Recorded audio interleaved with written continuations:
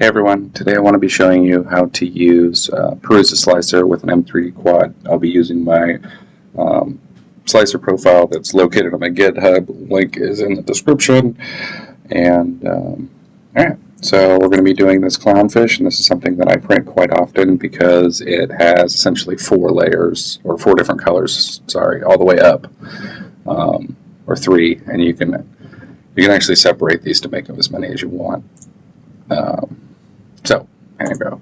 Well, I'll show you how to add the part. Now, if you just select everything and you click open, it basically looks like this on your bed, and that doesn't really look like a fish. So, we'll delete that, and we'll re-add. So, I'm just going to start with I'll start with Clownfish 1. Alright, then we'll go to add, go over here, and this add part. Load. And we will select 2 through. You don't have to add the same part again. Select 2 through 4. Now, so what this does is it groups all the parts under one part so that they come looking out nice and fancy. Alright, so for this, when you load my slicer or my PrusaSlicer profile, it doesn't have any tools enabled. And I did this so that it forces you to kind of learn how to actually add the tools, and it's actually quicker if you want to set more than one tool up to just delete your tools every time you load a new part.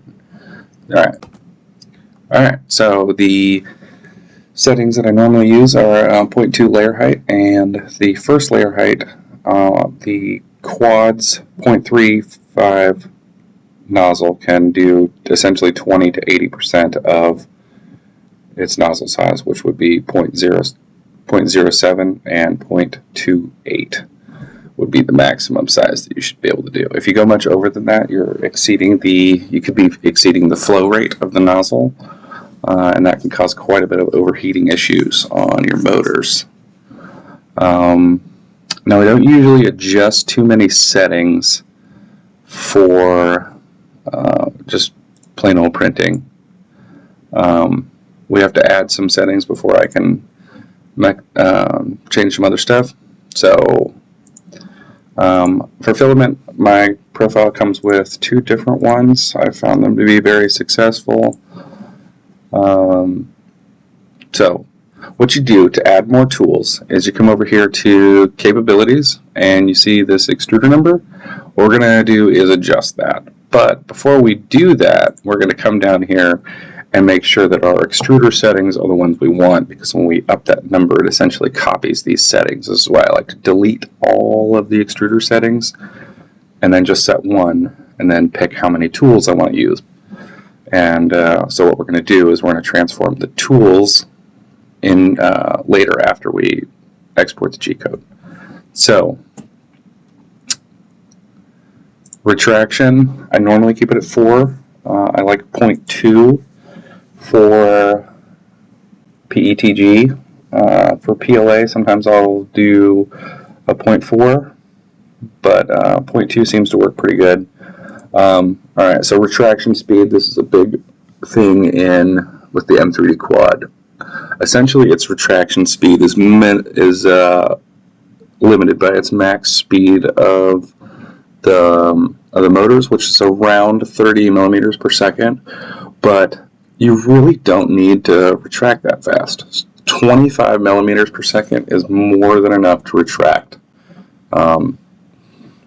Now, where I think the high retraction rates come from is PLA is essentially you can pull it out of a nozzle at 80 millimeters per second and it will hold together just fine, but it also retracts just fine at 25 millimeters per second. It slows down your print a little bit, and sometimes you can get some layer lines. That's why we have the Z-lift in there, or I'm sorry, some retraction lines. We have the Z-lift in there, so it raises the nozzle up off the print while it's retracting, because 25 is kind of a slow retraction. But things like PETG actually need slow retraction. They need anywhere from like 15 to 30. And that's because if you pull them too fast, it separates and strings, and I'm sure some of you have known the stringing, but that actually happens in the nozzle when you pull it too hard up. So I actually pretty much never change my retraction from 25. Sometimes if I'm being lazy and I haven't dried out some filament, I might change some settings, but if you have good filament, 25 should be enough. And then I have only lift after 0.3 on Z height, because if you lift your Z on that first layer, a lot of times it pulls up your print from the bed. Alright, so all of this is what we want. We're going to select PETG, and then I just come over here to General, and now I want 3 extruders, because that's how many colors are on the clownfish. Now we'll come back to platter. Now you'll notice I now have this wipe tower with this little symbol. I'm sure somebody will tell me what it is, but I'm totally blanking on the name of what that's called right now. It essentially means that this can move backwards or grow. Alright, so we'll select this, and you can come down here and you can actually select which tool numbers. Now I'm going to show you a pro tip on how to do that. I like to come over to the print settings, come over to the tool, and I like to actually set the colors that I want for each tool that I'm going to use, just so it makes it easier for me to figure out later. Alright, so now if we come back over here, I can select orange. We'll do white. Oh wait, that's black. That's black, isn't it? Black, white, black, and I'll just leave the supports at whatever. You can print it in another color you want, but it's essentially how you do it. Alright, so I'm going to go over this wipe tower setting a little bit. So you can't see these settings until you actually add the different tools. And it is under multiple extruders, wipe tower enabled. So you can set the position and width, but there's another setting involved in this wipe tower. It's under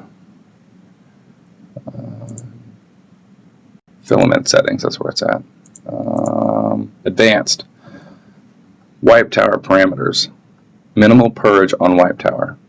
So when you have this filament selected, this is the area of millimeters that it takes to purge. So I usually, 180 is kind of the minimum, and I will show you why. So we'll open up area of cylinder. So if you do the radius of 1.75 millimeter filament, which is 0.875, and you do the height, which I've done quite a bit of testing, and between 30 millimeters and 35 millimeters of raw filament is where you get your clean color. And now clean color in with the quad is kind of objective, because after you get to clean color, you actually won't see clean color for a couple of layers, and I will explain that. The M3D quads, that's a part in my MS Paint, essentially you have 4 filament. It stops right here, and you have this giant mixing chamber. So if you get clean color over here, you may have some plastic just hanging out over here, and at some point during your print it decides to let go. Me and a couple other community members are currently working on a way to minimize this mixing chamber, but it is what it is. Don't go wasting tons of plastic and going crazy trying to get absolutely clear and clean colors. What you can do is just mix your key with whatever color you're doing. So like a lot of times I run 40% white on things just to aid the transition, but I like to run at 180 millimeters cubed. Sometimes I'll up it a little bit, but that seems to be about the minimum. Anyway, so now that we've got this, we are going to slice. Takes a couple seconds. Alright, so now you see that my purge tower actually grew, and we've got everything sliced nice and ready to go. So I'll show you why PrusaSlicer's purge towers are awesome. We'll come down and you see it's only actually purging 180 millimeters cubed of the necessary filament. It's not printing, or it's not purging anything that is unnecessary. So you actually get this really clean. Now if I had some complicated stuff where I didn't use a color for a area, it would actually print a void.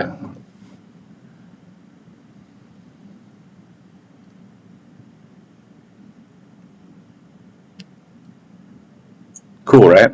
Alright, so now that we have it exported, I haven't exported it yet, so we'll export it to desktop. Okay, here's the fun part. We're going to load our G-code into Juan's G-code color mix tool. I like this thing.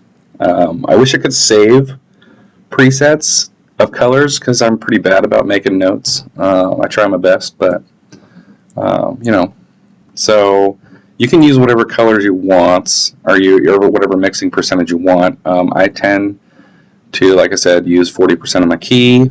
So we'll set up the colors that are currently loaded in my quad, and depending on your slicer, your tool numbers are labeled 0 through 3 as per the machine. PrusaSlicer actually labels them starting at 1. So just remember that 1 is 0 and 2 is 1 and 3 is 2. Okay. I like to either take a screenshot of my slicer or leave my slicer open when I'm doing this. That way you can remember which colors you meant. Remember when I said to set the colors? This is what will help you set your colors.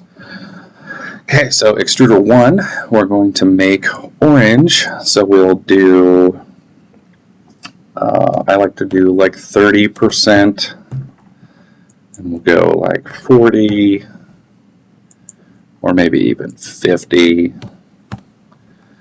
and then we'll do 20. And we've got orange. Okay, and then extruder 2, which is supposed to be white, we'll just do 100% white. Now if you're doing PLA, you really need to add like 2% to each one of these, or 1% to each one of these. That way you can keep the flow going through your nozzle, and it stops it from clogging. Unfortunately, if you leave PLA sitting too long, it starts to harden. We think it's because the chamber leading into the mixing chamber is quite long, and the filament just stays melted like in a big area in there. So as long as you keep it kind of moving, you should be okay. Also make sure that your PLA is dehydrated. Never put old PLA in your quad. It will gum up or it won't load.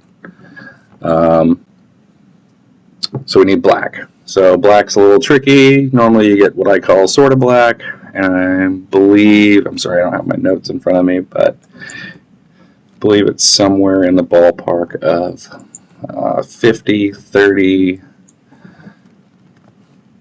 20. I think it's more like 15 and 55. I like to go more blue on it. The red doesn't really do it for me. I like to have more blue-black than... don't pay too much attention to the colors over here. They're kind of more reference, because that's pretty much going to depend on whatever filament type you need or have. But these are good references for like what the colors should sort of look like. All right, and then we click Save. So now it's going to rename this front part color, and you click Save. And essentially this right here is what you would load into your quad. And I would show you that, but I'm currently on work travel, and I had a little bit of free time, so I figured I'd make this long promised video. So I hope you guys enjoyed, and let me know. Knowing me, I'll probably edit this video 4 times and redo it like 8, and then you'll get a better product like 4 months from now, but everybody else seen my old one and no one will need it anymore. All right. You guys have a good time.